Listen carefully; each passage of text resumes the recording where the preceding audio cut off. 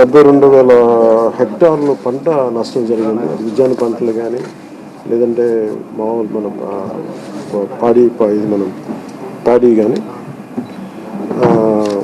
ప్యాడీయే దాదాపు 1,72,000 హెక్టార్లు, హార్టికల్చర్ వచ్చి ఒక 15,000 హెక్టార్స్ ఉంది.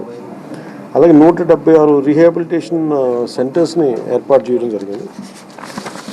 దీనిలో ముఖ్యంగా ఈ దాదాపు 328 ట్రైన్స్ క్యాన్సిల్ చేయడం జరిగింది. 6,44,536 మంది ఈ వరదల వల్ల ఎఫెక్ట్ అయ్యారు. దాదాపు 193 రిలీఫ్ క్యాంప్స్ మెయింటైన్ చేయడం చేస్తున్నాం. అలాగే దాదాపు 42,707 మందికి రిలీఫ్ క్యాంప్స్లో అకామిడేట్ చేసాం. 194 మెడికల్ క్యాంప్స్ ఆర్గనైజ్ చేసాం. ఇది ఇంకొక ఈ డేంజర్ ఇలా కంటిన్యూ అవుతుందా లేదా అని చూస్తుంటే ఖచ్చితంగా తగ్గుముఖం పడుతుంది. ఇది గాబరా పడాల్సిన అవసరం లేదు. అలాగే మేము సహాయ కార్యక్రమాలు పాపం అందరూ కూడా పిఆర్ పంచాయతీరాజ్ దగ్గర నుంచి స్టేట్ డిజాస్టర్ సిసోడియా గారి అధ్యక్షతన గౌరవ ముఖ్యమంత్రి చంద్రబాబు గారి ఆధ్వర్యంలో సహాయ కార్యక్రమాలు, స్టేట్ డిజాస్టర్ మేనేజ్మెంట్ అలాగే నేషనల్ డిజాస్టర్ మేనేజ్మెంట్ అందరూ ఒకటే ఇన్ ట్యాండెం కలిసి పనిచేస్తూ ఉన్నాను.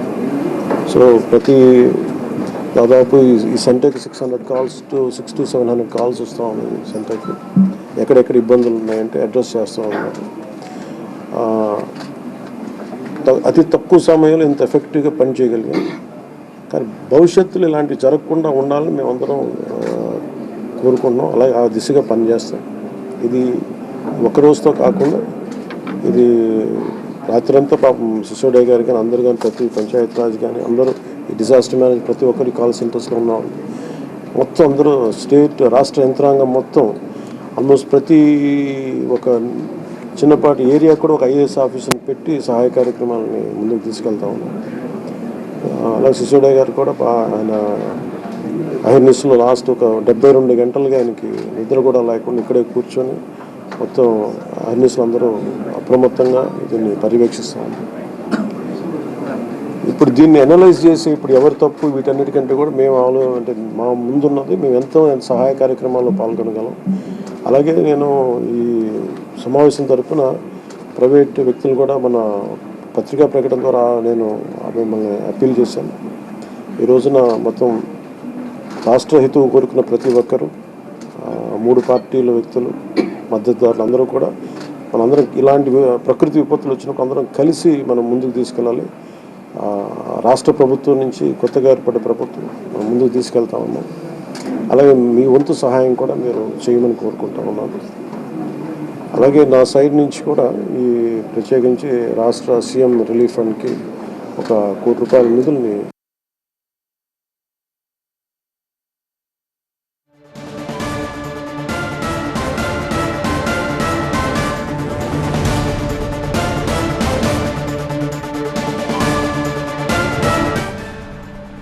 రాష్ట్రం మీద వరద ప్రభావానికి సంబంధించి అలాగే ప్రభుత్వం చేపడుతున్న సహాయక చర్యలకు సంబంధించి జరిగిన పంట నష్టం కావచ్చు, ఆస్తి నష్టం కావచ్చు, వీటిపై మాట్లాడుతున్నారు AP deputy CM Pawan Kalyan.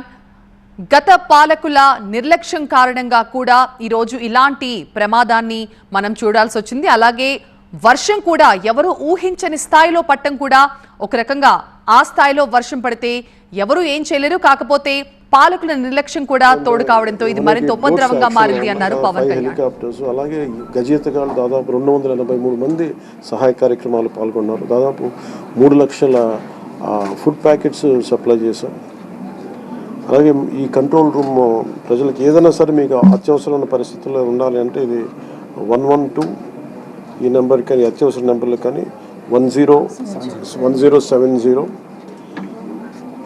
So 112 మీరు ఎక్కడైనా సరే విపత్తులు ఇరుక్కుపోయి ఏదైనా కష్టం ఏదైనా ఇబ్బంది ఉందంటే వెంటనే మేము స్పందిస్తాం. దానికి మీరు కంట్రోల్ రూమ్ నెంబర్ 112 ఇంకొక నెంబర్ 1070 ఇది కాకుండా 1800 4250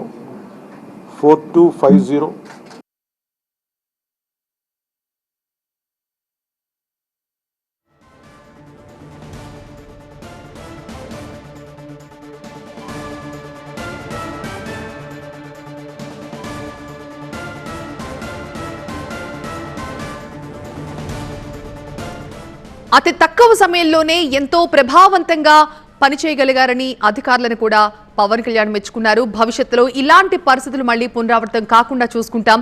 అయినా ఇంత ఉపద్రవం జరిగినప్పుడు ఇప్పుడు ఎవరిని నిందించి ఎలాంటి లాభం లేదు అన్నారు పవన్ కళ్యాణ్. అలాగే తన వ్యక్తిగతంగా సీఎం సహాయ నిధికి ₹1 కోటి విరాళాన్ని ప్రకటించారు. కమాండ్ కంట్రోల్ సెంటర్లో ఉన్న ఫోటో ఎగ్జిబిషన్ సెంటర్ ని ఆయన పరిశీలించారు. వరద ప్రాంతాల్లో జరుగుతున్న సహాయక చర్యలకు సంబంధించి హోంమంత్రి అనిత పవన్ కళ్యాణ్ కి ఎప్పటికప్పుడు ఆ వివరాలన్నీ కూడా అందించినట్టుగా తెలుస్తోంది. వరద ప్రాంతాల్లో పరిస్థితులు ఎలా ఉన్నాయి, ఎప్పటికీ సాధారణ పరిస్థితులు నెలకొంటాయన్న విషయాలపై అధికారులతో మాట్లాడి ఆరా తీస్తున్నారు డిప్యూటీ సీఎం. వరద ప్రాంతాల్లో సహాయక చర్యలు మరింత వేగవంతం చేయాలని అధికారులను ఆదేశించారు.